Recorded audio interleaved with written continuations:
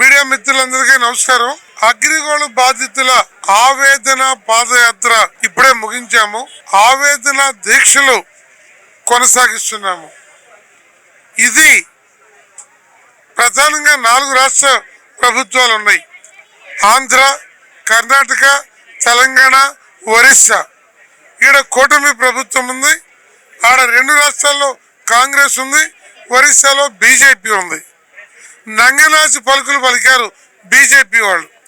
ఒకప్పుడు కన్నా లక్ష్మణ్ గారు రాష్ట్ర అధ్యక్షులుగా ఉన్నప్పుడు కేంద్ర బీజేపీ నాయకుడు మాధవ్తో సహా, ఎంపీ నరసింహారావుతో సహా ఇదే ధర్నా చౌక్లో నిరాహార దీక్ష చేశారు.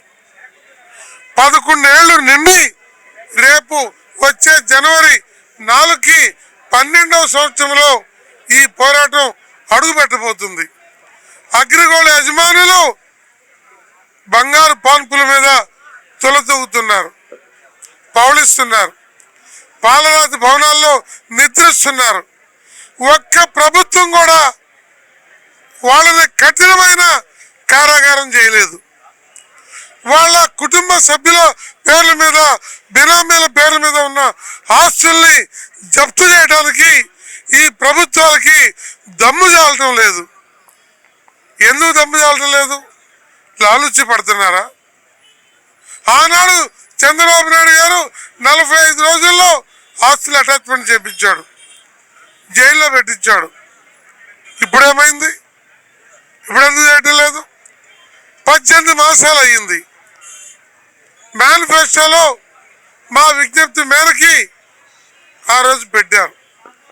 పవన్ కళ్యాణ్ గారు 2017లో మమ్మల్ని అడిగి మీటింగ్ పెట్టించుకున్నారు కళాక్షేత్రంలో.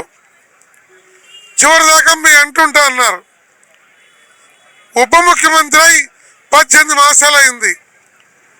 వారి ఆఫీస్కి వచ్చి ఆడ బాధితులతో వారితో కలుస్తామని చెప్పాం.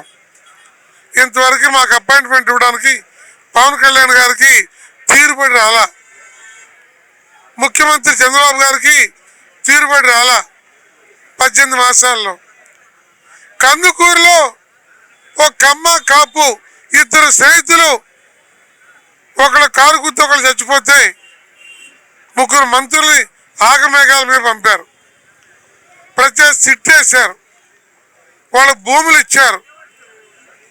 మరి ముఖ్యమంత్రి గారు, ఉప ముఖ్యమంత్రి గారు ఈ అగ్రిగోల్డ్ బాధితులు మీకు కనపడతలేదా? ఈ రాష్ట్రంలో 600 మంది చచ్చిపోయారు.